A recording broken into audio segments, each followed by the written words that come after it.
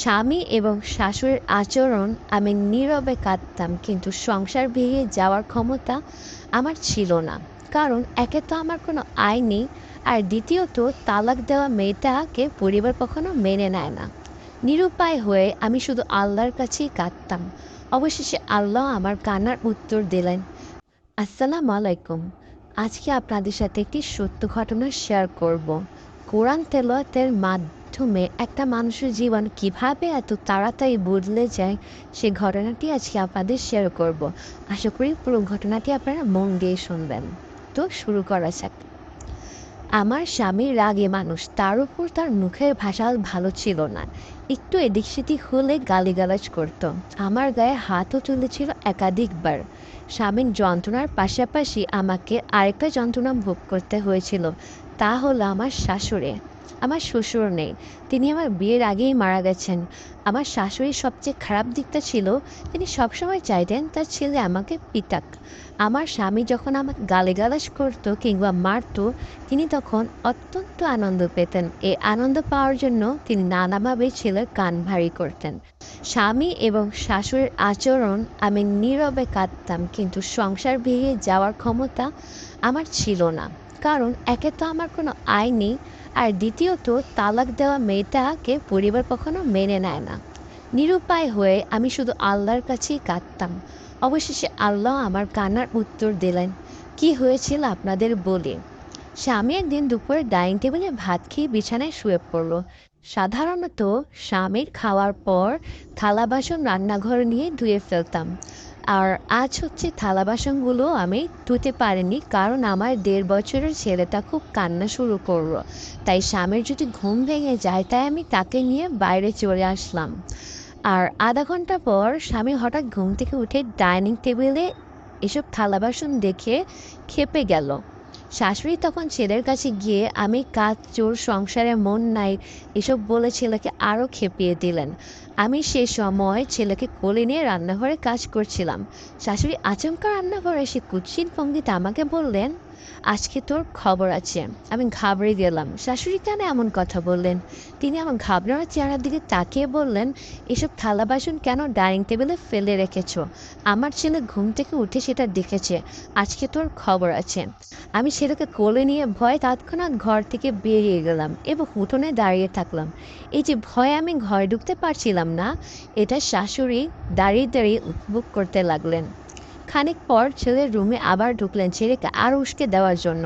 কিন্তু এবার রুমে তিনি হঠাৎ চমকে দেখলেন তার ছেলে থালা বাসনগুলো রান্নাঘরে ধুচ্ছে। এই দৃশ্যের জন্য তিনি প্রস্তুত ছিলেন না। মায়ের হতভম্ব চেহারার দিকে তাকিয়ে ছেলে বলল, বাচ্চাটাকে নিয়ে বউটা বেশ পেরেশানিতে আছে। বেচারি একা কত দিক সামলাবে। সবসময় বউয়ের দোষ না দিয়ে ওর কথা আমাদের ভাবা উচিত। ছেলের আচরণ শাশুড়ি মেনে নিতে পারলেন না।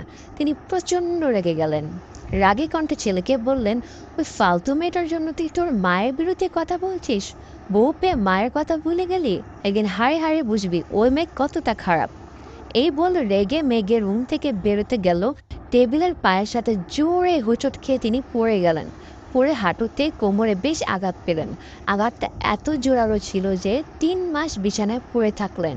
এই 3 মাস তিনি সম্পূর্ণভাবে আমার উপর নির্ভর ছিলেন। তার খাওয়া, গোসল, বাথরুম সব কিছুর জন্য আমাকে লাগতো। এই 3 মাস তিনি আমার হাত ধরে চোখের পানি ফেলে একটা কথাই শুধু বলতেন, হিংসা খুব খারাপ জিনিস বউ, আল্লাহ হিংসা পছন্দ করেন না।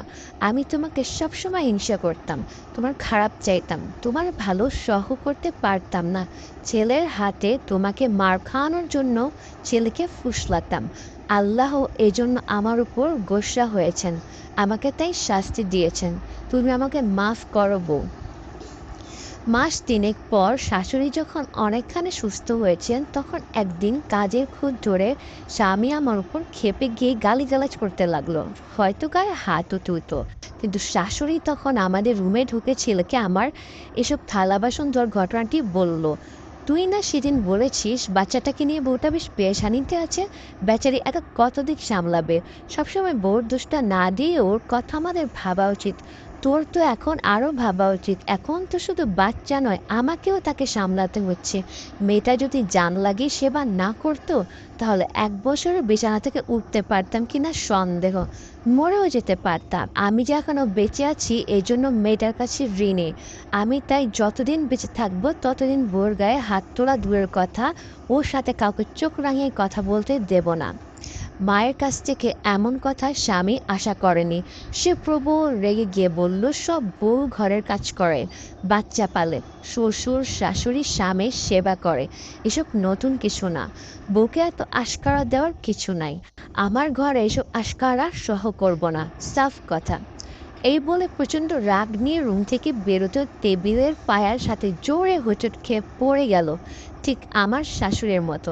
পরে হাঁটুতে আর কোমরে বেশ আঘাত পেল। আঘাতটা এত জোরালো ছিল যে সে উঠে দাঁড়াতে পারছিল না। আমি দৌড়ে গিয়ে স্বামীকে তুলতে গেলে শাশুড়ি আমাকে ধমকে বললেন, বেয়াদবটাকে তোলার দরকার নেই, বেয়াদবটা ওখানেই পড়ে থাকুক, শাস্তির দরকার আছে ওর। স্বামী কিছু বলতে পারলো না, শুধু ব্যথায় কোকাতে লাগলো। আমি কিছুক্ষণ দাঁড়িয়ে থেকে স্বামীকে আবার তুলতে গেলাম। সে আমার কাঁধে ভর দিয়ে উঠে দাঁড়ালো।